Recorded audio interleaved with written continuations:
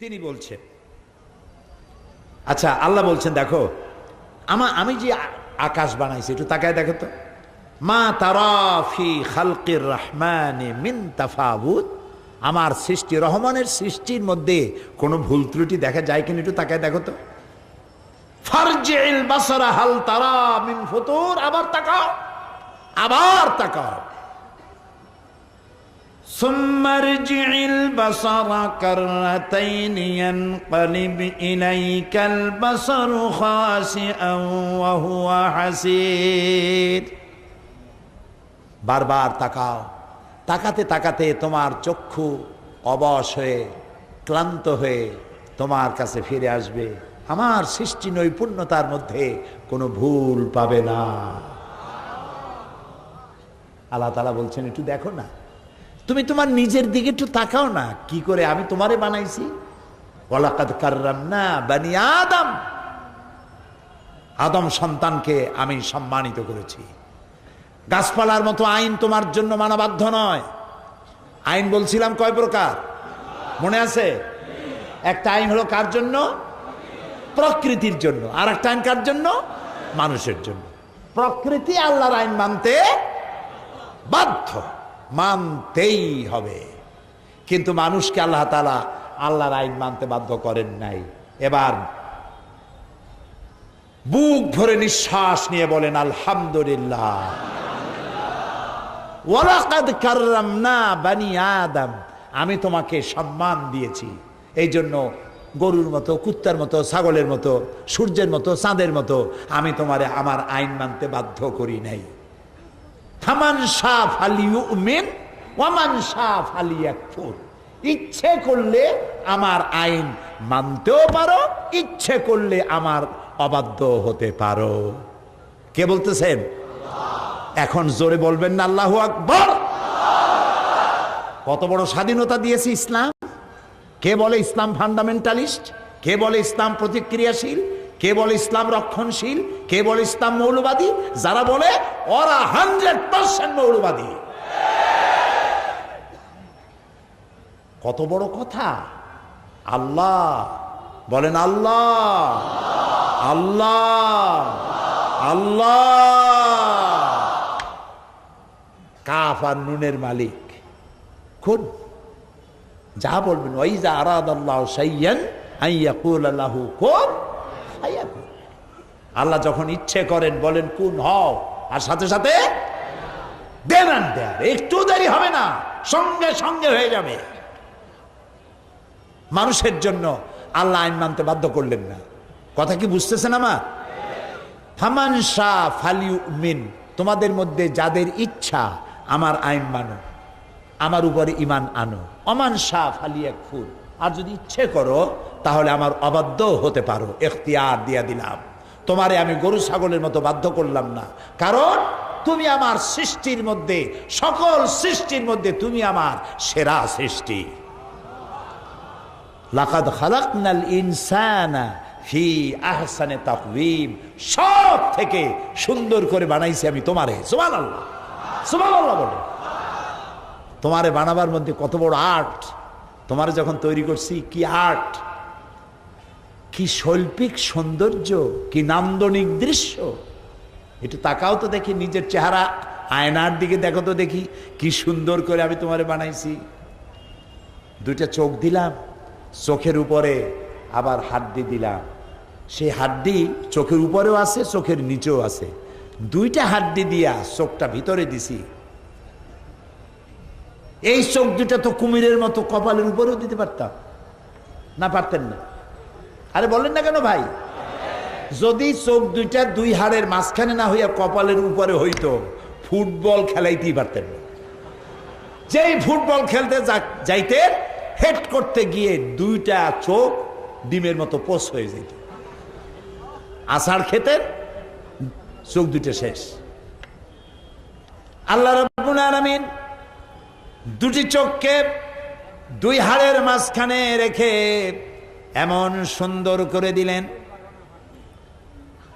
বল এসে লাগুক, আষাঢ় খেয়ে পড়েন, উষ্টা খেয়ে পড়েন, যেমন অবস্থায় হোক না কেন আল্লাহ রাব্বুল আলামিন চোখ হেফাজত করে দিবেন। আবার উপরে যে হাড্ডি, সেই হাড্ডিতে আল্লাহ কিছু চুল দিয়েছেন, কিছু পশম দিয়েছেন। এটা আর্ট, এটা সৌন্দর্য। এটা না দিলেও হইতো। ভুরু দিয়ে আল্লাহ দেখতে সৌন্দর্য, আল্লাহ রুচিবোধ দারুণ। সুবহানাল্লাহ বলে। আল্লাহ সুন্দর। তোমার সৃষ্টি যদি হয় এত সুন্দর না জানি, তাহলে তুমি কত সুন্দর। আল্লাহু আকবার বলবেন না? কত সুন্দর আমার আল্লাহ। দেখেন না আল্লাহর রুচি। এই যে ফুল, প্রত্যেকটা জিনিস জোড়া লাগে। নর এবং নারী, বাচ্চার জন্য এই দুইটা লাগে। ফল হবে ফুল দিয়ে। ফুলের মধ্যে রয়েছে পুংকেশর এবং স্ত্রী কেশর, এ দুটোতে মিল হতে হবে। এই মিলনের কাজ কিভাবে হবে? ফুল তো নড়তে পারে না, ফুল তো এক জায়গা থেকে আরেক জায়গায় যেতে পারে না। সুতরাং এই কাজটা করাতে হবে কাউকে দিয়ে। এই কাজটা আল্লাহ ইচ্ছে করলে তেলাপোকা দিয়ে করতে পারতেন। তেলাপোকা চেনেন? সিলেটে কি বলবেন? তেলচোরা। হ্যাঁ, তেলচোরা। আমেরিকার মতো এরাকে তেল চুরি করতে গেছে। এ বড় তেলচোরা, বড় তেলচোর।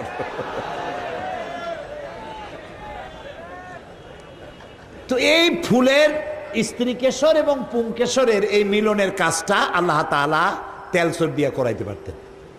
আর একটা দিয়ে করাইতে পারতেন। ওই পোকারে আপনারা কি বলেন আমি জানি না, এই যে উৎসুঙ্গা বলা হয়, যে ওই মাটির মধ্যে মাটি দিয়ে ফুড়ে ফুড়ে লাভ দিয়া, হ্যাঁ, কুকুর, গুগরা। গুগরা আমার কিছুদিন সিলেটে থাকা দরকার শেখার জন্য।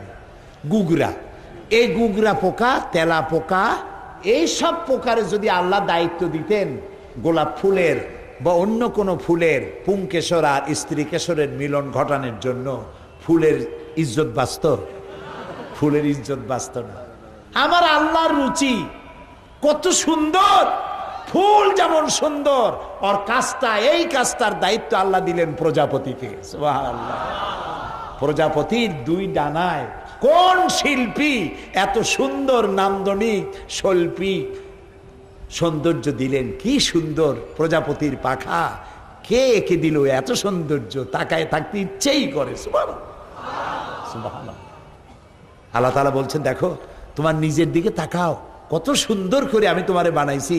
দুইটা চোখ দেখো, এই চোখের মধ্যে পানি আছে, কান্নার পানি না, কান্নার পানি তো আলাদা, কিন্তু সব সময় চোখে পানি আছে। চোখে পানি কেন? দিনের বেলা রাতের বেলায় পলিউশন, এই বাতাসের মধ্যে আছে অনেক জার্ম, চোখের মধ্যে ঢুকতেছে। আর আল্লাহ হচ্ছেন রহমান, তোমার চোখটা তাড়াতাড়ি নষ্ট হয়ে যাবে। এই জন্য তুমি এত পয়সা কোথায় পাবা? প্রত্যেক দিন ওষুধ দিয়ে চোখ সাফ করা এটা সম্ভবপর নয়। এই জন্য আল্লাহ রাব্বুল আলামিন চোখের ভিতরে পানির মতো করে এক প্রকারের মেডিসিন রেখে দিয়েছেন। আর চোখের পলক মারার মধ্য দিয়ে, অটোমেটিক পলক পড়ার মধ্য দিয়ে প্রতি মুহূর্তে আল্লাহ তাআলা মানুষের চোখকে ক্লিন করে দিতেছে। আবার দিলেন জিহ্বা, এমন একটা নরম জিহ্বা আল্লাহ দান করলেন, যেই জিহ্বার ভিতরে একটা চুল পড়লো টের পাওয়া যায়। আপনারা টের পান? সত্যি চুল পড়লো টের পাওয়া যায়। এত নরম জিহ্বা, এর থেকে নরম শরীরে আর কোনো অঙ্গ প্রত্যঙ্গ নাই। জিহ্বাটাকে আল্লাহ এত নরম বানিয়েছেন। সুবহানাল্লাহ। এই জিহ্বাটা যেখানে বাস করে তার চতুর্দিকে অনেকগুলি শত্রু। চিনছেন শত্রুগুলো? দাঁত। কয়টা শত্রু? 32টা শত্রু এর মধ্যে এই নরম জিহ্বাটা থাকে। এখন এই নরম জিহ্বা শত্রুদের প্রতি কত রহম দিল। জিহ্বা দাঁতের মধ্যে যদি একটা চুল, ভাতের কণা, কাঁটা একটা ঢোকে, জিহ্বা সারাক্ষণ গুতাইতে থাকে। কতক্ষণ? ওটার বাইর না করা পর্যন্ত সে বিশ্রাম নেবে না। শত্রুর প্রতি কি দরদ দেখছেন? এই জিহ্বারে, যে জিহ্বা তার দাঁতের সাথে এই সুন্দর ব্যবহার করে, সেই দাঁত অপেক্ষায় থাকে, সুযোগ পাইলেই মারে কামড়, রক্ত বাইর হয়ে যায় একদম। জি, এই জিহ্বা এত নরম কেন? এই জিহ্বাটা হুমায়ুন রশিদ চৌধুরী সাহেব মারা গেছেন, আল্লাহ তাকে জান্নাত নসিব করুন, বলে না আমি তাকে মহব্বত করি। এই সিলেটের মাটি ফার্টাইল মাটি, উর্বর মাটি। এ মাটি জন্ম দিয়েছে অনেক ক্ষণজন্মা পুরুষ, অনেক রাজনীতিক, অনেক বড় বড় আলেম। এই যে মারা গেলেন সিলেট দরগা মসজিদের ইমাম, কত বড় আল্লাহর ওলি ছিলেন, আল্লাহ জান্নাত নসিব করুন, বলেন আমিন। তারপরে শাইখে কাতিয়া, শাইখে বরুণা, তারপরে হযরত মাওলানা নুরুদ্দিন সাহেব গহরপুরি, শাইখে কোড়িয়া, এরপর মাওলানা মুসাইয়দ সাহেব, কত বড় বড় আলেম, আমাদের ওস্তাদদের ওস্তাদ, সুবহানাল্লাহ। সিলেটের মাটি অত্যন্ত উর্বর, অনেক ভালো ভালো সন্তান জন্ম দিয়েছে এই মাটি, আলহামদুলিল্লাহ, আলহামদুলিল্লাহ। কি বলতেছিলাম? হুমায়ুন রশিদ চৌধুরী, কথার নাম লতা। বাইতে বাইতে কই যায় ঠিক থাকে না, কিন্তু আমার ঠিক থাকে ইনশাআল্লাহ। আমি আবার ফিরে আসবো জায়গায় ইনশাআল্লাহ, বলি ইনশাআল্লাহ। হুমায়ুন রশিদ চৌধুরী সাহেব তিনি সংসদ চালাচ্ছেন, আমি তখন নতুন মেম্বার পার্লামেন্টের, একদম নবাগত, নতুন পৃথিবী আমার জন্য। আমার জগৎ তো এটা কোন জগৎ? কোরআনের জগৎ। এটা কোন জগৎ? কোরআনের জগৎ। এইটা আমার আসল জগৎ, আমার মূল পরিচয় এইটাই। আমি কোরআনের ছাত্র, আমি তাফসীরের ছাত্র, বাস এটাই আমার পরিচয়। এই পরিচয় যদি আল্লাহ তাআলা কিয়ামতের দিন এই গুনাহগারকে কোরআনের ছাত্র হিসেবে যদি কিয়ামতে আল্লাহ বলে তোরে মাফ করে দিলাম, আমার আর কিচ্ছু পাওয়ার নেই, আল্লাহর কাছে চাওয়ারও নাই। পার্লামেন্টের ভিতরে আমি তখন নতুন, দুই দলে লেগে গেল ঝগড়া, শেখ মুজিব এবং জিয়াউর রহমান সাহেব, এই দুই জাতীয় নেতা নিয়ে লেগে গেল গন্ডগোল। হুমায়ুন রশিদ চৌধুরী সাহেব হিমশিম খেয়ে যাচ্ছেন দুই দলকে কন্ট্রোল করতে গিয়ে। আমি একটা চিঠি দিলাম, মাননীয় স্পিকার, পরিস্থিতি কুল ডাউন করার জন্য যদি মেহেরবানি করে আমাকে একটু ফলোর দিতেন, আমি একটু কথা বলতে চাই। উনি আমার ওইটা পাইয়া এত খুশি হইলেন, উনি আমার নাম ঘোষণা করলেন। আর আল্লাহর এমন মেহেরবানি, আমি তখন একদম নতুন, সবাই বসে পড়লো দুই দিকে। আমি বললাম, মাননীয় স্পিকার, আল্লাহ রাব্বুল আলামিন মানুষের শরীরের ভিতরে জিহ্বাটা দিয়েছেন এত নরম, চুল পড়লেও টেল পাওয়া যায়। এই নরম জিহ্বাটা এই জন্য দেওয়া হয়েছে, ওয়াকুলু লিন্নাসি হুসনা, মানুষের সাথে সুন্দর সুন্দর করে কথা বলো। জিহ্বা একটা হাড় দিলাম না, কঠিন রগ দিলাম না, নরম জিহ্বা দিয়ে নরম নরম কথা কও। মাননীয় স্পিকার, আমি এই সংসদে এসে দেখলাম সেই নরম জিহ্বাটা দিয়া সংসদে কুড়ালের কাম করে।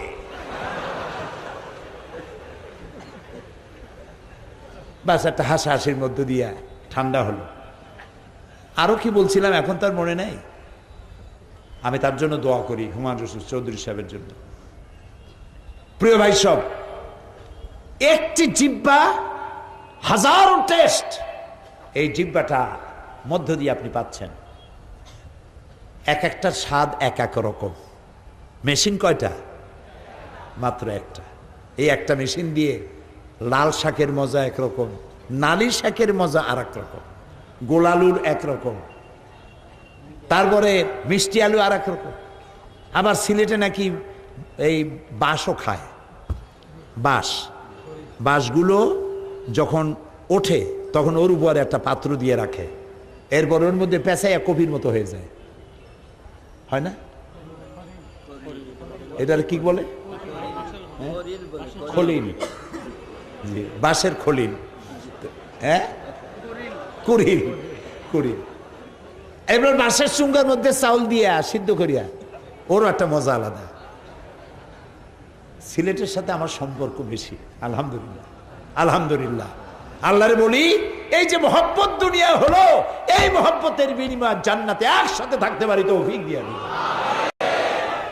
লন্ডনেও সিলেটিদের বাড়িতে বাড়িতে যা আমাকে ভালোবাসে, আমি সিলেটি মানুষের মতো এত অতিথি পরায়ণ এবং এত আলেম ভক্ত আমি অন্য কোথাও দেখিনি। আলহামদুলিল্লাহ, আলহামদুলিল্লাহ। ভালোবাসা দিয়ে তাদের দিলগুলি ভরা।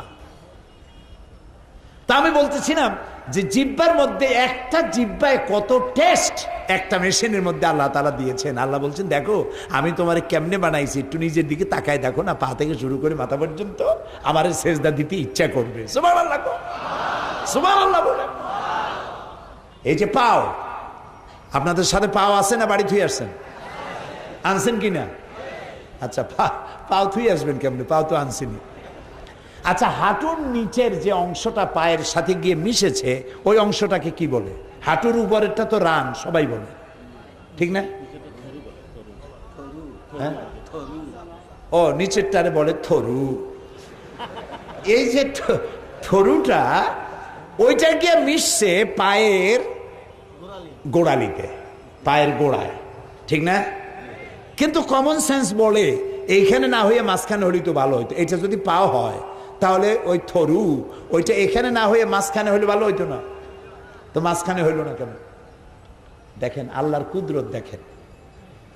এটা যদি মাঝখানে হতো তাহলে আপনি হাঁটতে পারতেন না, দাঁড়ালেই হয়তো সামনে ভুটোয় পড়তেন, না হয় শীতই পড়ে যেতেন। আল্লাহ এমন এক জায়গায় ওটা নিয়ে লাগাই দিয়েছেন, আপনি জনমের মতো খাইতে খাইতে পেট যদি 3টা তরমুজের সাইজও হয়, আপনি শীতেও পড়বেন না, ভুটোয়ও পড়বেন না। সুবহানাল্লাহ। Balance of power, Allah balance করে দিয়েছেন হাত দিয়ে, পাও দিয়ে। এগুলি বলে আমি শেষ করতে পারবো না। আল্লাহ তাআলা এত সুন্দর করেছেন। তবে কোরআন বিজ্ঞান দিয়ে ভরা। সুবহানাল্লাহ বলে। বিজ্ঞান দিয়ে ভরা, সব আছে এখানে। কপাল পোড়া, আমাদের কপাল পোড়া। বলেন আমাদের কি কপাল পোড়া? কোরআন শরীফে খালি তাবিজ তালাশ করে বেড়াই না। এক হুজুরের কাছে যাই, হুজুর মাইয়েরে জেনে ধরছে, তাবিজ দেন। আবার হুজুররা এমন আছে, লন্ডনে দেখছি, কোন জায়গার হুজুর তা কম না, তো জিজ্ঞেস করে যে কি হয়েছে, বলে এরকম জেনে ধরছে। তখন সে বলে যে আচ্ছা ঠিক আছে, আমাকে আগে দেখতে হবে জেনটা কোন দেশি। যদি কেনিয়া অথবা উগান্ডার জেন হয় তাহলে 500 পাউন্ড লাগবে, আর যদি বাংলাদেশি বা ইন্ডিয়ার জেন হয় তাহলে 100 পাউন্ড দিলে হবে। এখন আপনার তো বোঝার উপায় না যে কেনিয়ার জেন না উগান্ডার জেন, সে তো আপনি বুঝবেন না। পয়সা মারার কি কায়দা!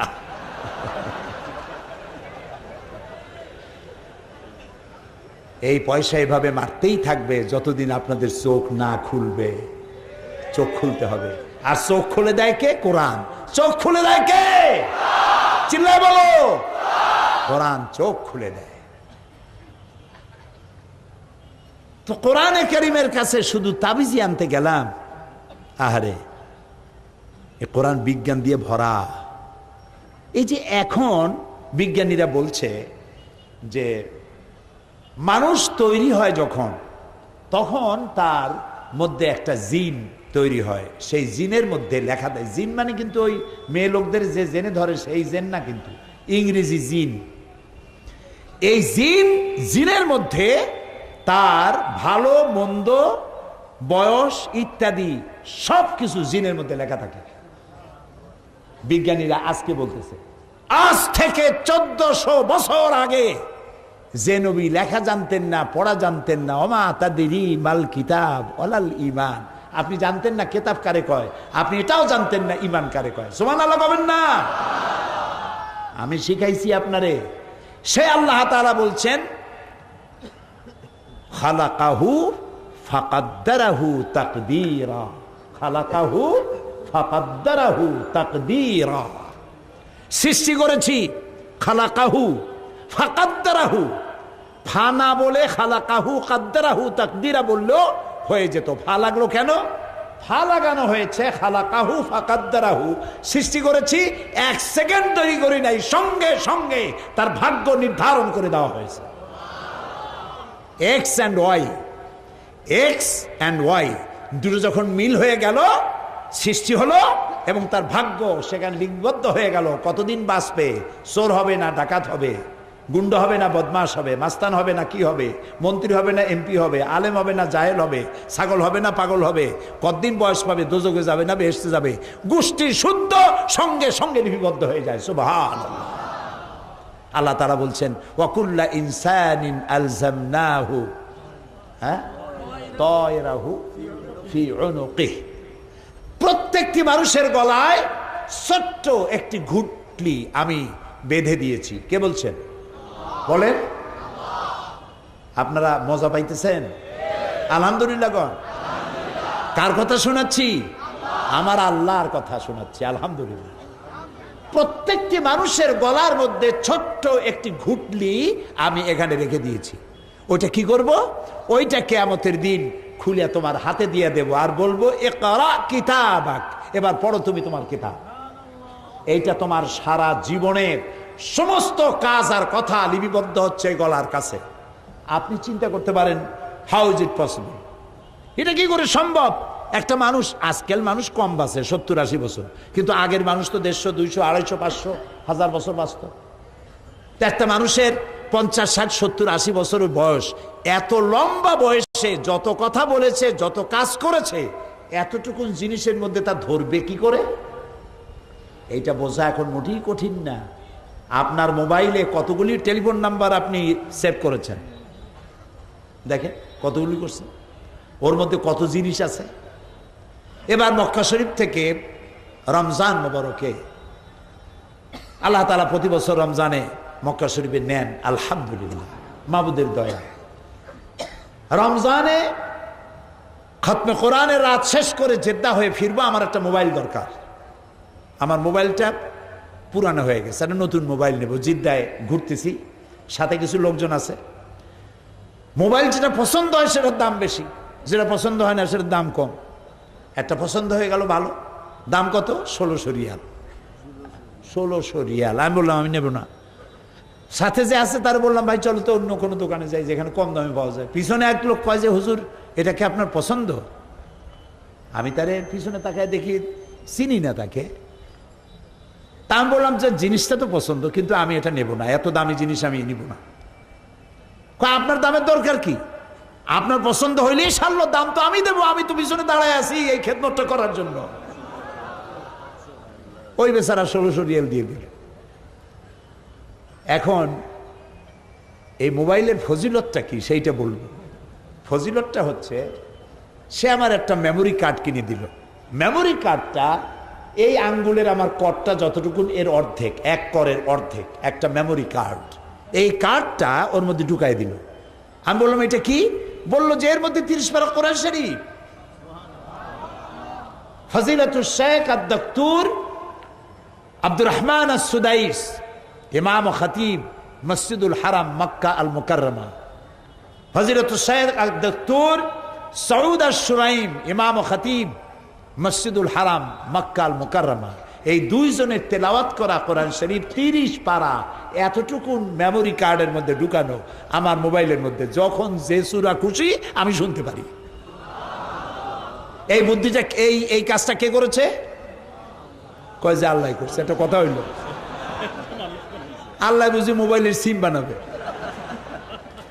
এই কাজটা করেছে মানুষ। কে করেছে? মানুষ। বুদ্ধিটা দিছে কে? এরপরে শুনেন আল্লাহ কি বলেন, ওমা উতীতুম মিনাল ইলমি ইল্লা কালিলা। ওমা উতীতুম মিনাল ইলমি ইল্লা কালিল যদি বলতেন তাহলে বোঝা যাইতো কিছু পাইছি, কিছু পাইছি। কিন্তু আল্লাহ বলছেন ওমা উতীতুম মিনাল ইলমি ইল্লা কালিলা, একেবারে সামান্য থেকে সামান্যতম জ্ঞান তোমাদেরই দিয়েছি। সে জ্ঞানটা কতটুকু ওইটা বুঝাবার জন্য আমি বলি, প্রশান্ত মহাসাগরের ভিতরে একটা পাখি যদি তার ঠোঁটটা ডুবাই দিয়া পানি ভেতরে ঠোঁট ডুবাইয়া ঠোঁটটা যদি উঁচা করে, প্রশান্ত মহাসাগরের পানি কতখানি কমবে? বুঝেন না? পানি কমলো কত? মুঠি না, কিছুই হইল না। প্রশান্ত মহাসাগরের ভিতরে একটা পাখি তার ঠোঁট ডুবাইয়া যতটুকুন পানি উঠাতে পারে নাই, তাম পৃথিবীর সমস্ত মানুষ কিয়ামত পর্যন্ত আল্লাহর অফুরন্ত জ্ঞান ভান্ডার থেকে অতটুকুনো জ্ঞানও লাভ করতে পারে নাই। আল্লাহ হচ্ছেন আলিম। আল্লাহ কি? আলিম, সমস্ত জ্ঞানের উৎস। সুবহানাল্লাহ। জ্ঞানের একচ্ছত্র মালিক আমার আল্লাহ রাব্বুল আলামিন। তিনি দিয়েছেন কোরআন, আর তিনি আইনকে দুই প্রকার করলেন। একটা করলেন কার জন্য?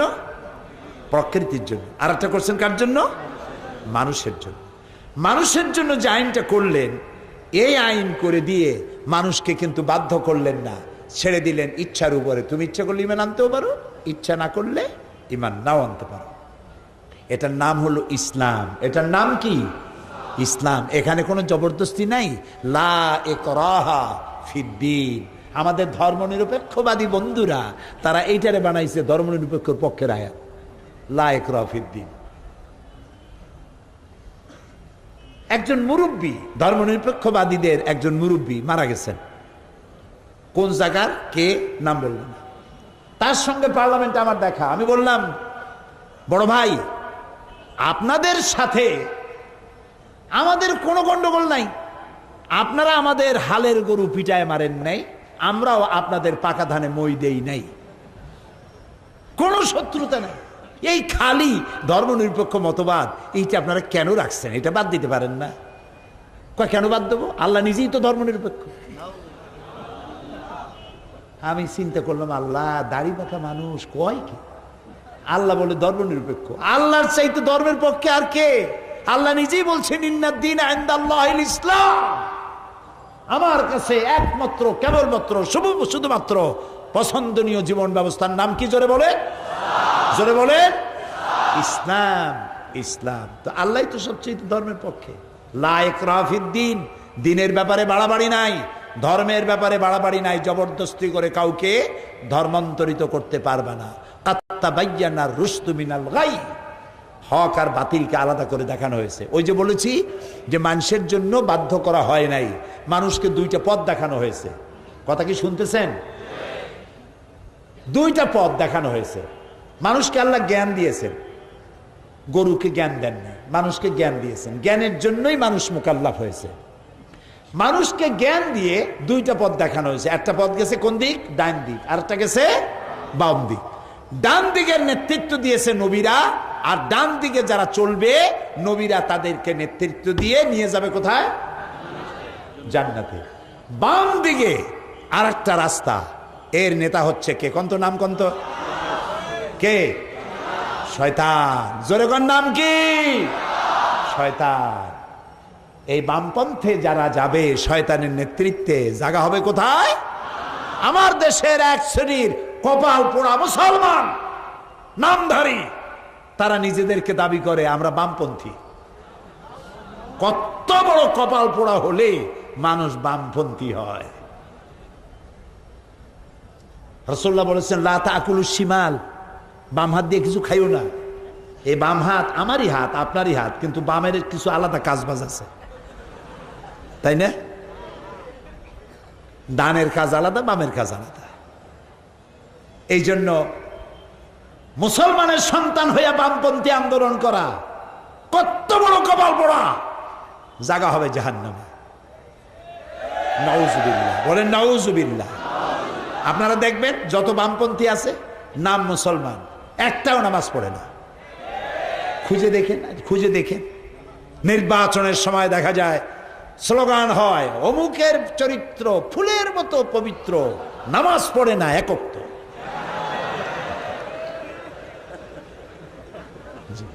এই হলো বামপন্থী। তো আল্লাহ তাআলা ডাইন আর বাম দুইটা পথ দেখাই দিয়েছেন। এখন তোমার আকল আছে, আকল দিয়ে যা খুশি তাই করো। ডানেও যাইতে পারো, বামেও যেতে পারো। তবে আমি তোমাকে ইসলাম দিয়েছি। ইসলামী পথ হলো আসল পথ। এই পথে জোরাজুরি নাই, এ পথে কোনো বাধ্যবাধকতা নাই, মারধরি নাই, দাঙ্গা নাই, মারপিট নাই।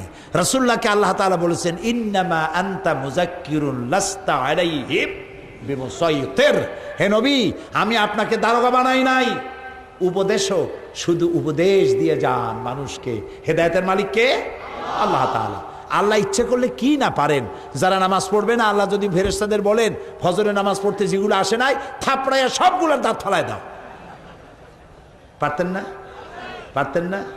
এই যে রাতের বেলায় নিষিদ্ধ পল্লীতে যারা যায়, আল্লাহ তাদেরকে ড্রেনের মধ্যে ফালাইয়া সাপ দিয়ে কাটাইয়া মারি ফেলাইতে পারতেন না? পারেন না? আবার যারা তাহাজ্জুদের নামাজ পড়তে যায় পথে পথে টাকা পয়সা কুড়াই পাইতে পারতো না? এগুলো আল্লাহ করেন না। আল্লাহ বুদ্ধি দিয়েছেন, দুইটা রাস্তা দিয়েছেন, বাড়াবাড়ি নাই, কড়াকড়ি নাই। ইসলাম পৃথিবীতে আসছে সভ্যতার বিকাশের জন্য। বর্তমান পৃথিবীতে যেটা হচ্ছে এটা হচ্ছে ওয়ার অফ সিভিলাইজেশন, সভ্যতার যুদ্ধ, সভ্যতার বিরুদ্ধে অসভ্যতার যুদ্ধ। ইসলাম হলো সভ্যতা। সিভিলাইজেশন বলতে যেটা বুঝায়, সভ্যতা যেটা বুঝায়, সেটার নাম ইসলাম। সেটার নাম কি বলেন না জোরে? এই যে 8ই মার্চ, এটা কি মাস? এইটা কি মাস ইংরেজি? মার্চ। এই মার্চ মাসের 8 তারিখে আন্তর্জাতিক নারী দিবস পালিত হলো, ঠিক না? আমি এটিএন বাংলায় প্রতি শুক্রবার আমার বক্তব্য প্রচারিত হয়, জানেন আপনারা। সেখানে আমি বলেছি 8ই মার্চ আন্তর্জাতিক নারী দিবস পালন হলো। এখন আবার দিবস যে কত চিন্তা করে কুলাইতে পারবেন না। আন্তর্জাতিক নারী দিবস, কন্যা দিবস, পিতৃ দিবস, মাতৃ দিবস, প্রবীণ দিবস, স্বাস্থ্য দিবস, তারপরে এই আসল কথা কই বলেছে, ভালোবাসা, ভ্যালেন্টাইন, ভালোবাসা দিবস, কি সাংঘাতিক।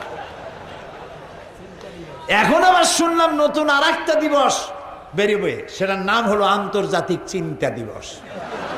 তা আমি জিজ্ঞেস করলাম, ভাইরা এইটা আবার কি? এই যে আন্তর্জাতিক চিন্তা দিবস জিনিসটা কি? কয় যে আমরা বহুত চিন্তা করছি, বহুত চিন্তা করছি, অনেক চিন্তা ভাবনা করে তারপরে আমরা একটা সিদ্ধান্তে পৌঁছে গেছি। বললাম সেটা দল শুনতেই হয়, জিনিসটা কি? বললো যে সেটা হচ্ছে এই, আমরা আন্তর্জাতিক চিন্তা দিবসে প্রত্যেকটা পার্কে, আইল্যান্ডে এবং গাছের গোড়ায়, যে কোনো সুন্দর সুন্দর জায়গাগুলিতে আমরা সব একত্রিত হয়ে বসবো। তারপরে গভীর মনোযোগ সহকারে আমরা চিন্তা করে দেখব যে আসলেই আমরা কোনো ব্যাপারে চিন্তা করছি কিনা। এটা হলো আন্তর্জাতিক চিন্তা দিবস। নেই কাজ তো খই ভাজ, কোনো কাজ না থাকলে যা হয়।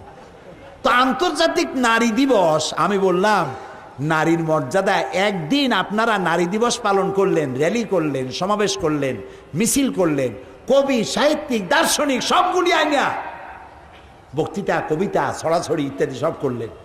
নারীর মর্যাদা কি আদায় করতে পারলেন? নারীর সম্মান কি আদায় করতে পারলেন?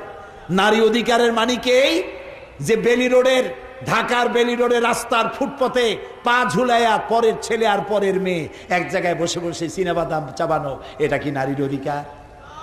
দিনের আলোকে অথবা রাতের আধারে জাতীয় সংসদের চতুর্পাশে কপত কপতি বাকবাকুম করে বেড়ানো, এটাই কি নারীর অধিকার? নাউজুবিল্লাহ, এটা নারীর অধিকার নয়। নারীর সম্মান ইসলাম দিয়েছে, সুবহানাল্লাহ। সেটাও আজকে আমার বিষয় নয়। ভালোবাসা দিবস, ভালোবাসা দিবসের ভণিতা তো তারাই করবে যাদের ভালোবাসা জীবনে নাই। আমার প্রত্যেকটা দিন ভালোবাসার। আমি মুসলমান, চিল্লায় বলো আমরা কি? আমার প্রত্যেক দিন ভালোবাসার, আমার জন্ম ভালোবাসার, আমার বেঁচে থাকা ভালোবাসা, আমার মৃত্যু ভালোবাসা। যাদের জীবনে কোনো ভালোবাসা নাই, ওদের জীবনে অন্তত বছরে একবার ভালোবাসার নামে ভণিতা করা লাগে। ভণিতা বোঝেন তো? একটু ভণিতা করা লাগে। এই যে ইউরোপ, আমেরিকায় যায় দেখেন পাগল কোন দেশে বেশি? আমেরিকায়। সব থেকে বেশি পাগল কোথায়? আমেরিকায়। পাগল হবে না কেন? বউর সাথে যদি স্বামীর ভালোবাসা না থাকে, স্বামী পাগল হওয়া ছাড়া কোনো উপায় নেই। পাগল তো ভালো, ছাগল হয়ে যাবে শেষ পর্যন্ত। বউ স্বামীরে বিশ্বাস করে না, স্বামী তার বউরে বিশ্বাস করে না, পাগল তো হবেই। Broken family. আমরা আমাদের দেশ নিয়ে তাদের খুব জ্বালা। জ্বালা কেন? আমরা তো শান্তিতে আছি কেন? আমাদের দেশের মতো বাপ, দাদা, দাদি, মা, ভাই, বোন একসাথে যৌথ পরিবারে মতো থাকা পৃথিবীতে কোথাও নাই, কোনো জাতিতে নাই। ঠিক কিনা বলো? আলহামদুলিল্লাহ, যৌথ ফ্যামিলি আমার দেশে আছে, আলহামদুলিল্লাহ। তা আমরা শান্তিতে আছি কেন? এটাই হলো তাদের জন্য বিপদ। সেই জন্য বসন্তের কোকিলেরা, নির্বাচনের বাতাস সুরসুর করে যখন একটু বয়ে উঠছে, বসন্তের কোকিলেরা উড়ে আসতেছে, ইউএ থেকে আসতেছে, আমেরিকা থেকে আসতেছে, আমাদেরকে উপদেশ খয়রাত দিতে আসতেছে। আমাদেরকে গণতন্ত্র শিখাইতে আসো তোমরা। বাবাজিরা, আয়নায় চেহারা দেখো, ইরাকের গণতন্ত্র কারা ধ্বংস করেছে?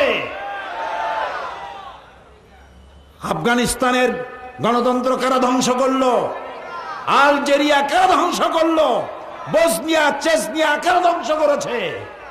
আমাদেরকে গণতন্ত্র শিখাইতে আইসো না, মানবাধিকার আমাদের শিখাও। লজ্জা হওয়া উচিত, তোমাদের শরম হওয়া উচিত। তোমরা ইরাকের আবু গরিব কয়েদখানায়,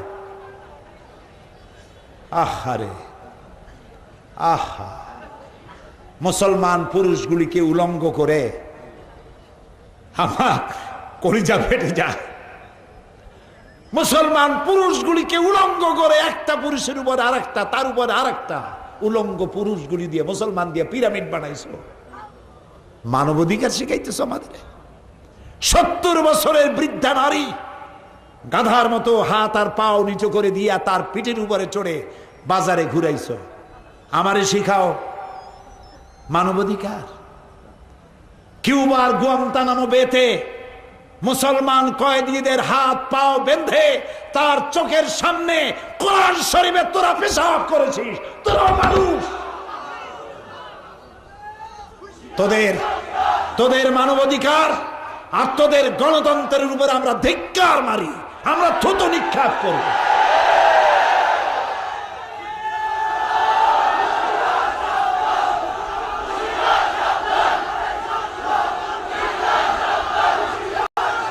প্রিয় ভাই সব, হুঁশিয়ার সাবধান দেখাম নাই, আমরা সাবধান হই আগে, আমরা আগে সাবধান করি।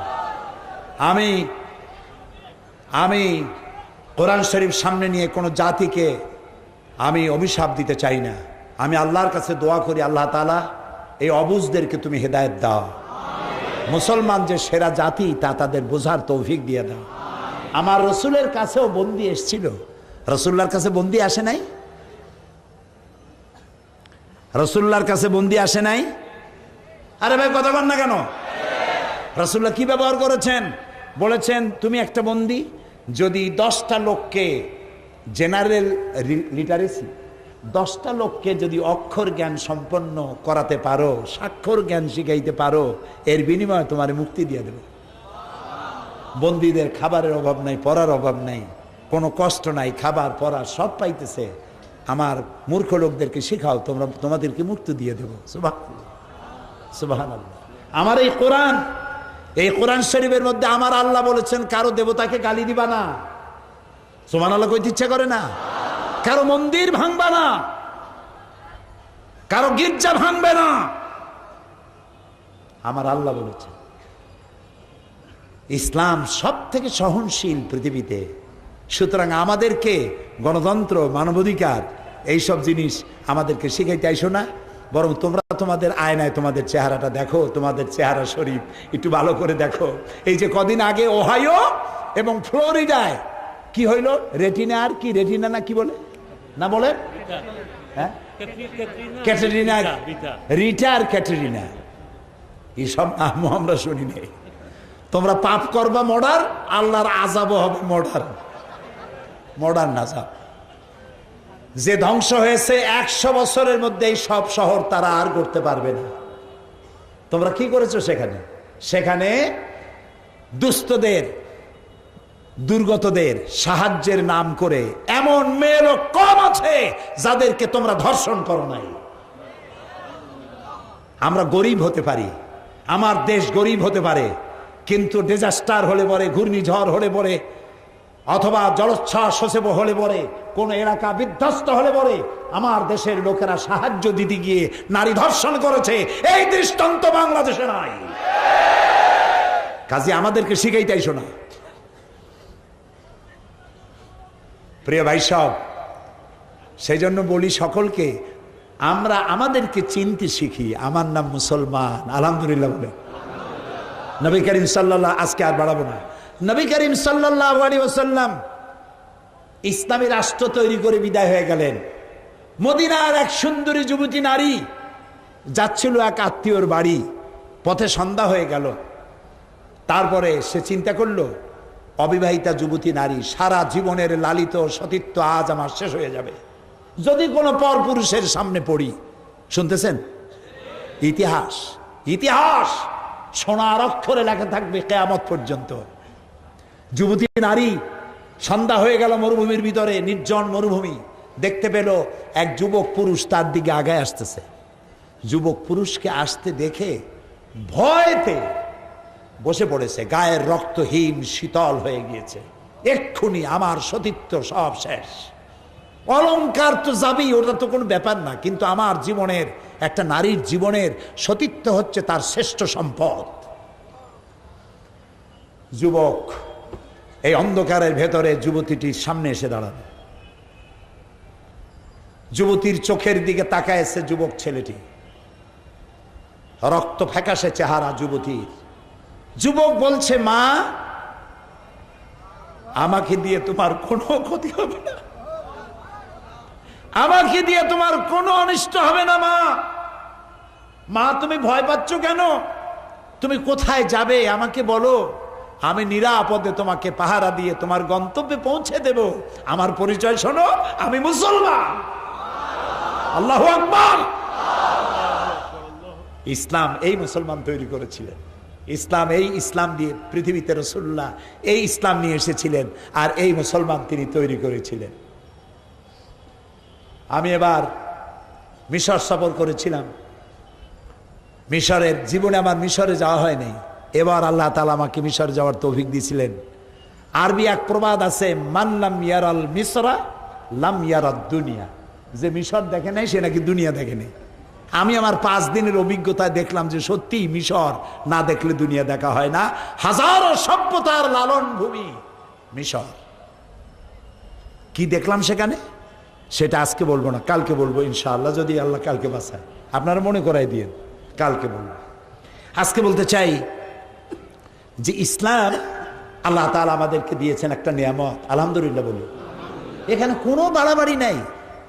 আল্লাহর আইন, আল্লাহর আইন কি? এই যে আল্লাহর আইনের জন্য মারামারি হচ্ছে, শেখ রহমান আর একটা কি, এরে সিদ্দিকুল্লাহ বলবেন,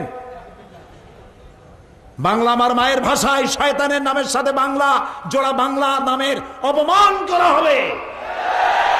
ওরা সিদ্দিকুল্লাহ বলুন।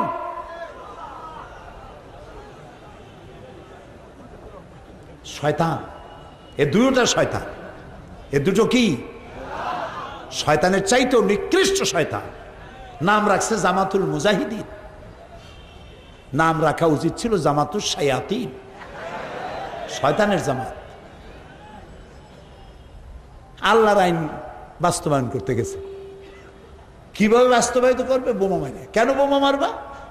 বোমা মারতে হবে কারণ আল্লাহ নিজে বলেছেন, ওমান লাম ইয়াহকুম বিমা আনজালাল্লাহু ফাউলাইকা হুমুল কাফিরুন। যারা বিচার ফয়সালা করে, আল্লাহর আইন ছাড়া বিচার ফয়সালা করে, ওরা কাফের। সুতরাং বাংলাদেশে যত বিচারপতি আছে সব কাফের, এগুলারে মারো।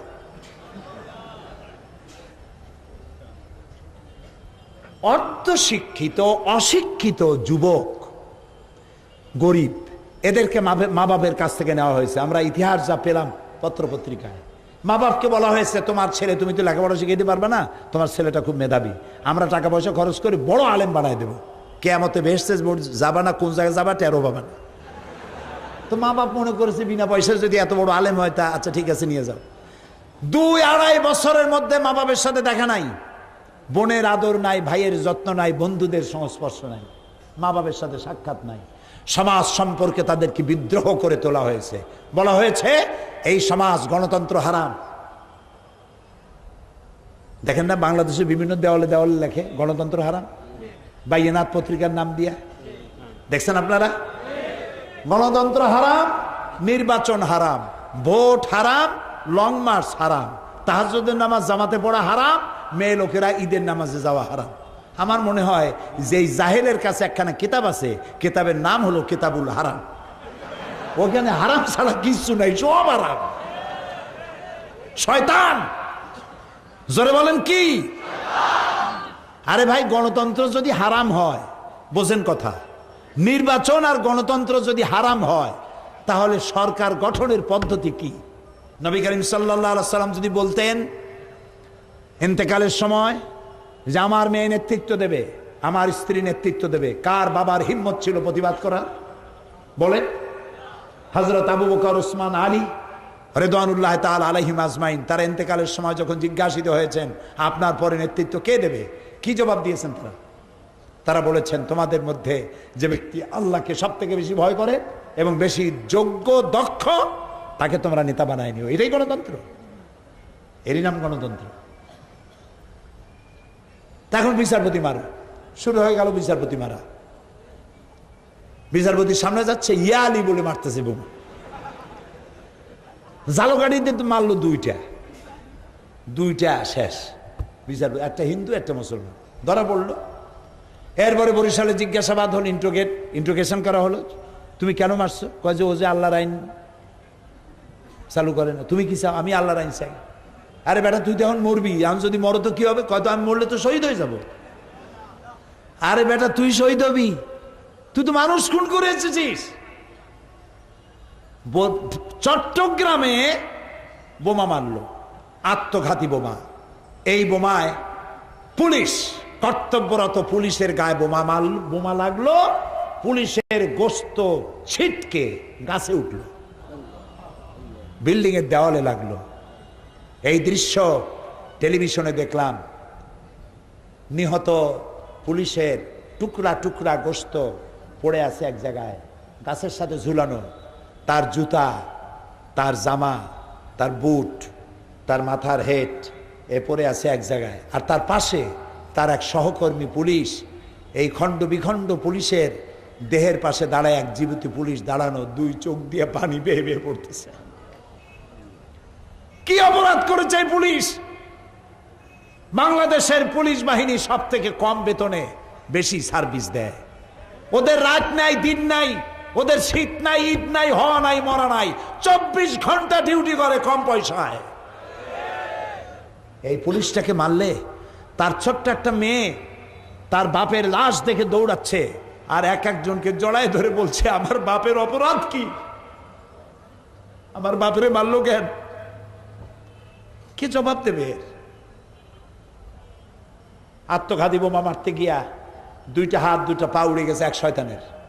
তারে নিয়ে গেছে, ওরে পানি দিল হসপিটালে, পানি চাইলো যে পানি খাবো, পানি দিল। কয় যে তুমি মুসলমান না? নার্সকে জিজ্ঞেস করছে তুমি মুসলমান? বলে হ্যাঁ মুসলমান। তো বাম হাত দিয়ে পানি দাও কেন? বাম হাতের পানি আমি খাবো না। কত বড় সুবিশা! মানুষ খুন করে ধুয়ে আসছে, ও এখন তালাশ করতেছে বাম হাত আর ডাইন হাত। তা আমি চট্টগ্রাম তাফসীর মাহফিলে ওয়াজ করতে গিয়ে বলছিলাম যে একজনের মদ খাওয়ার অভ্যাস ছিল, লোকটার ছিল মোষ। আছে না কিছু লোক মোষ রাখে খুব, দেখবেন টেলিভিশনেও দেখা যায়, বক্তৃতা করে। এত মোষ যে সব মোষ এক জায়গায় করলে জুতার একটা ব্রাশ হয়। এই রকমের মোষ দিয়া মুখ ঢাকা, দিনের আলোতেও বোঝার উপায় নাই যে লোকটা হাসে না কান্দে। এই মোষ নিয়া তারপরে সে মদ খাওয়া অভ্যাস, ডান হাত দিয়ে মোষ এরকম ঠেলিয়া উঁচু করে ধরিয়া বাম হাত দিয়ে গিলতেছে। একজনে জিজ্ঞেস করলো ভাই তুমি মদ খাবাতে এত কষ্ট করে খাও কেন? কয় যে ভাই সে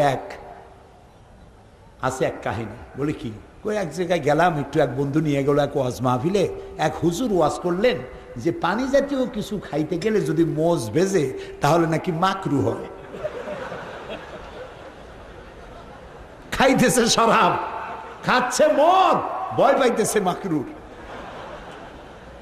বোমা মেরে মানুষ হত্যা করে তারপরে সে এখন আসছে হ্যাঁ বাম হাতের পানি খাবো না। শয়তান, শয়তান।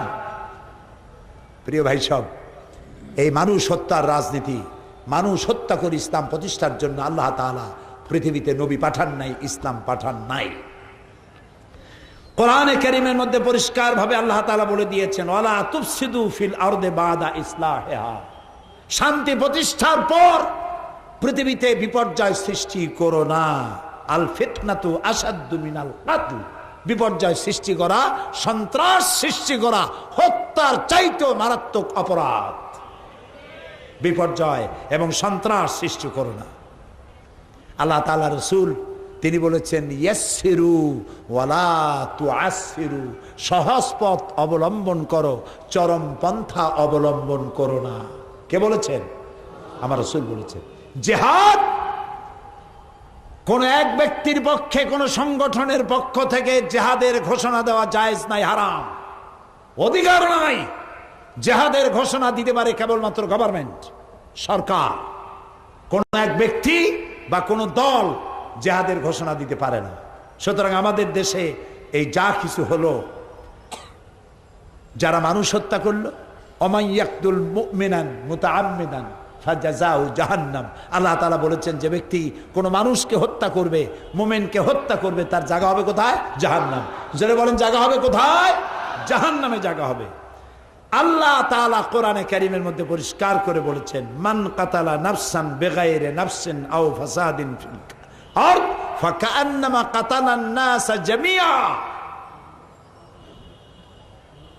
এই পৃথিবীতে যদি কেউ একটা মানুষকে কেউ হত্যা করে, সেজন্য সারা পৃথিবীর সব মানুষকে হত্যা করলো। বলেন নাউজুবিল্লাহ। একটি মানুষকে যদি কেউ বাঁচায় দিল, সেজন্য সারা পৃথিবীর সমস্ত মানুষকে বাঁচার সুযোগ করে দিল। সুবহানাল্লাহ বলেন। সুতরাং যারা আল্লাহর কাছে রাসূলুল্লাহ বলছেন, নবী করিম সাল্লাল্লাহু আলাইহি সাল্লাম বলছেন যে আল্লাহর কাছে এই পৃথিবীটা ধ্বংস হয়ে যাওয়া সহজ, একটা মানুষ নিহত হওয়া এর থেকে বেশি কঠিন। বাংলাদেশে এই জামাতুল মুজাহিদিন, হরকতুল জিহাদ, আর কি জুমরাতুল মাসাকিন, আরো একটা নাকি নতুন আবিষ্কার হয়েছে, নতুন নতুন নাম শুনতেছি, সেটার নাম হয়েছে নাকি আল জঙ্গিতুল জংলা। কোন জঙ্গল থেকে এগুলো বাইর হবে আল্লাহই জানে। জি, মানুষ হত্যা করা এদের কাজ। বলেন নাউজুবিল্লাহ। আল্লাহর মেহেরবানি, বাংলাদেশ সরকার এদেরকে গ্রেফতার করেছে, এদের সমস্ত অস্ত্রপাতি ধরা পড়েছে। আলহামদুলিল্লাহ বলেন। এখনো বাকি আছে, এখনো নাকি বাকি আছে। সরকারকে আমরা ধন্যবাদ জানাই, আলহামদুলিল্লাহ বলেন। সর্বপ্রথম শুকরিয়া জানাই আল্লাহর, চিল্লায় বলেন আলহামদুলিল্লাহ। যত অস্ত্র ধরা পড়েছে সবগুলি বোমা যদি বিস্ফোরিত হতো, বাংলাদেশ ভাঙ্গে চুরিয়া মঙ্গল গ্রহে চলে যেত, ঠিক কিনা? আল্লাহ সব ধরাই দিয়েছেন। এই জন্য আমরা প্রশংসা করি আল্লাহ রাব্বুল আলামিনের। তারপরে মাল্লাম ইয়াশকুরিন নাস ফালাম ইয়াশকুরিল্লাহ, যে ব্যক্তি মানুষের কৃতজ্ঞতা স্বীকার করতে জানে না, সে আল্লাহ শুকরিয়া আদায় করতে জানে না। আমরা কৃতজ্ঞতা স্বীকার করি সরকারের, কৃতজ্ঞতা স্বীকার করি আমার পুলিশ বাহিনী, র্যাব কোনো আলাদা বাহিনী নয়, পুলিশ, বিডিআর, আর্মি, এদের মধ্য থেকে বাছাই করা এলিট লোকদেরকে বাছাই করে সুশিক্ষিত, দক্ষ, যোগ্য লোকদের দিয়ে র্যাপিড অ্যাকশন ব্যাটালিয়ন তৈরি করেছে সরকার। এই র্যাবকে আল্লাহ তাআলা আরো যোগ্যতা বাড়িয়ে দিন, বলেন আমিন। শেখ রহমান ধরা পড়েছে সিলেটে, আলহামদুলিল্লাহ বলেন আলহামদুলিল্লাহ। সিলেটের পবিত্র মাটিতে শয়তান থাকতে পারে নাই, আল্লাহ ধরাই দিয়েছে, আলহামদুলিল্লাহ বলেন। সুতরাং সারা বাংলাদেশ বলেছে আলহামদুলিল্লাহ। আর একটি গোষ্ঠীর কলজায় খুব দুঃখ, তারা বলছে ইন্না লিল্লাহ। এত তাড়াতাড়ি ধরা পড়লো কেন? আরো কিছু মরতো, আরো বদনাম হইতো। যাকগে, আল্লাহ দয়া করে ধরাই দিছে, সব ধরা পড়বে, সব ধরা পড়বে ইনশাআল্লাহ, বলেন ইনশাআল্লাহ। ইসলাম মারদাঙ্গা করার জন্য আসে নাই। বলতে পারেন তাহলে রাসূলুল্লাহ যুদ্ধ করলেন কেন? রাসূলুল্লাহ যত যুদ্ধ করেছেন সবগুলি যুদ্ধ ছিল ডিফেন্সিভ, সবগুলি প্রতিরক্ষামূলক, নিজে আক্রমণ করে যুদ্ধ করেছেন, এর কোনো দলিল নাই। সুবহানাল্লাহ বলেন। ইসলাম মারদাঙ্গা নয়। আল্লাহর আইনটা কি, সেই আল্লাহর আইন সম্পর্কে আমি কথা বলবো আগামীকাল, বলেন ইনশাআল্লাহ। সেই জন্য আপনারা আপনাদের ভাই বোন সবাইকে ডেকে নিয়ে আসবেন, বন্ধু বান্ধব সবাইকে নিয়ে আসবেন আগামীকাল। আনবেন তো সবাই? একজনে ৩-৪ জন নিয়ে আসবেন, কোরআনের এই কথাগুলি শুনে যদি হেদায়েত নসিব হয়ে যায়, বাংলাদেশ আলহামদুলিল্লাহ শান্তির নিবাস হবে। আমরা এখন মোনাজাত করব, মোনাজাতের জন্য বসেন। প্রিয় ভাই সব, মোনাজাত হয় কার কাছে একটু বোঝেন আগে কথা। মোনাজাত হয় কার কাছে বলেন না? তো মোনাজাতের নাম শুনে যদি আপনি হাঁটেন, তাহলে ফেরেশতার ক্যামেরায় আপনার চেহারাটা উঠবে কিভাবে? নাউজুবিল্লাহ কর। এখন আকল বলে কোনো জিনিস যদি থাকে, হাঁটার মতো বেয়াদবি করবেন না, এটা বেয়াদবি। মোনাজাতের নাম শুনে হাঁটা এটা কোনো মুসলমান মুমিনের কাজ? আগামীকাল এই কথা যেন আমার বলা না লাগে। আমি জানি সিলেটের মানুষের অত্যন্ত ভদ্র সুশিক্ষিত। কালকে যদি কেউ এরকম হাঁটেন, আমি বুঝবো সে সিলেটের মানুষই না, আর এক জায়গায়। আল্লাহ রহম করুক, আমরা বলি আমিন। আগামীকাল আপনারা আপনাদের ভাই বোন বন্ধু বান্ধব সবাই নিয়ে আসবেন। আলোচনা হবে ইসলামী আইন কি জিনিস, এটা কি মারামারি, খুনাখুনি, দাঙ্গা, এটা জিনিসটা কি, এটার উৎপত্তি কেন হলো, পরিণতি কি, যাচ্ছি কোথায়, দায়িত্ব কি, এই কথাগুলি আগামীকাল বলবো যদি আল্লাহ তৌফিক দেয়, বলি আমিন। এখানে এখন মোনাজাত হবে, মোনাজাতের পর আজান হবে, এশার নামাজ জামাতে আদায় করবেন। ঢাকা থেকে অনেকগুলো লাইব্রেরি এসছে, মোবাইল লাইব্রেরি, অনেক বই আছে, আপনারা বইগুলো কিনে নিয়ে যাবেন। বিশেষ করে মিশরে আমি কি দেখেছি কালকে বলবো, কিন্তু ওটা আমি বই লিখে ফেলেছি, রাস্তায় রাস্তায় বই লিখছি। এখন চিন্তা করেন মিশরের রাস্তা কত ভালো যে রাস্তায় বসে গাড়িতে বসে বই লেখা যায়, কেমন দেশ। আমি কালকে সে কথাগুলি বলবো। বইয়ের নাম রেখেছি নীল দরিয়ার দেশে। এই বই পড়ার সময় আপনার মনেই হবে যে আপনি যেন মিশরে নিজেই গেছেন। এই বইটি পাওয়া যাবে। আর সন্ত্রাস ও জঙ্গিবাদ দমনে ইসলাম, এটি আমার লেখা বই। সন্ত্রাস আর জঙ্গিবাদের সাথে ইসলামের যে কোনো সম্পর্ক নাই, এই বইটির মধ্যে পাওয়া যাবে। আর আল্লাহ তাআলা মৃত্যু দেহ নিয়ে কি করবেন, আমরা মরে গেলে আমাদের মরা লাশ নিয়ে আল্লাহ করবেন কি, আর আল্লাহ এখন কোথায় আছেন। ছোট ছোট বই, দামও কম, ওইখানে বহুত বই পাওয়া যাবে। আর আমাদের ইসলামী আন্দোলনের, সারা পৃথিবীর ইসলামী আন্দোলনের নেতা মুরব্বী অধ্যাপক গোলাম আজম সাহেবের লেখা দুটি বই। একটা হলো বাংলাদেশ ইসলামী ঐক্য প্রচেষ্টার ইতিহাস, আরেকটি হচ্ছে পরিপূর্ণ জীবন বিধান হিসাবে ইসলামের সহজ পরিচয়। উনি যেমন সহজ করে বলতে পারেন, সহজ করে লিখতেও পারেন। কাজেই ওনার লেখা এই দুটি বই পাওয়া যাবে ওখানে। আরো অনেক বই আছে, আপনারা ওখান থেকে খুঁজে নিয়ে যাবেন, আপনারা পড়বেন। আল্লাহ তাআলা তৌফিক দান করুন। মোনাজাতের পরে আজান, আজানের পরে নামাজ। আল্লাহুম্মা আমিন। ربنا ظلمنا أنفسنا وإن لم تغفر لنا وترحمنا لنكونن من الخاسرين। আয় আল্লাহ তাআলা, হাজার হাজার মুসলমান নরনারী দীর্ঘক্ষণ তোমার দ্বীনের কথা আমরা শুনেছি, মেহেরবানি করে আমাদের জিন্দেগীর গুনাহ খাতাকে মাফ করে দাও রব্বুল আলামিন। আমাদের মা বাপ মুরব্বী যারা দুনিয়া থেকে বিদায় হয়ে গেছে, কবরগুলিকে জান্নাতের টুকরায় পরিণত করে দাও। রব্বির হামহুমা কামা রব্বায়ানি সগীরা। পড়েন সবাই, রব্বির হামহুমা কামা রব্বায়ানি সগীরা। আয় আল্লাহ তাআলা, পৃথিবীতে মুসলমানেরা যত জায়গায় বিপদে আছে, সমস্ত বিপদগ্রস্ত মুসলমানদের আল্লাহ তুমি সাহায্য করো। আয় আল্লাহ তাআলা, আমাদের প্রিয় জন্মভূমি বাংলাদেশের উপরে রহমত নাজিল করো রব্বুল আলামিন। আমাদের পুলিশ, আমাদের র্যাব, আমাদের আর্মি, আমাদের সেনাবাহিনী, তারা যে যোগ্যতার সাথে কাজ করতেছে, যত দুষ্ট ইসলামের নামে, তোমার আইন প্রতিষ্ঠার নামে যারা ভুল পথে পরিচালিত হয়েছে, আল্লাহ তুমি তাদের হেদায়েত করো। আর দুষ্টদের তুমি ধরায় দাও। এদের মদতদাতা কারা, এদের সাহায্যকারী কারা, এদের পরামর্শদাতা কারা, সবগুলিকে জাতির সামনে চেহারা খুলে দাও।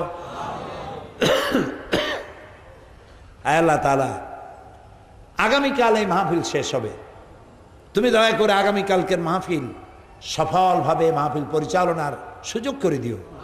এবং এই মাহফিলের আয়োজন করে আঞ্জুমানে খেদমতে কোরআন 31 বছর ধরে মাবুদ তোমার কোরআনের খেদমত তারা করছে। বিশাল আয়োজন, বিশাল প্যান্ডেল, লাইট, মাইক, মঞ্চ ইত্যাদি, অনেক খরচ হয় তাদের। আল্লাহ তাআলা সিলেটি ভাই বোনদেরকে আঞ্জুমানে খেদমতে কোরআনের এই বিশাল খেদমতে শরীক হওয়ার মতো আর্থিকভাবে সহযোগিতা করার তৌফিক সকলকে দান করে দিও। সবাই যেন যাওয়ার সময় টাকা দিয়ে যায়, এবং আগামীকাল টাকা নিয়ে এসে আঞ্জুমানে খেদমতে কোরআনের সমাজ গঠনমূলক কাজে বেশি পরিমাণে সহযোগিতা করতে পারে এই তৌফিক আল্লাহ তুমি দিয়ে দিও। ربنا تقبل منا إنك أنت السميع العليم وتب علينا إنك أنت التواب الرحيم سبحان ربك رب العزة عما يصفون وسلام على المرسلين والحمد لله رب العالمين واجعل آخر كلامنا عند الموت لا إله إلا الله محمد رسول الله। السلام عليكم ورحمة الله।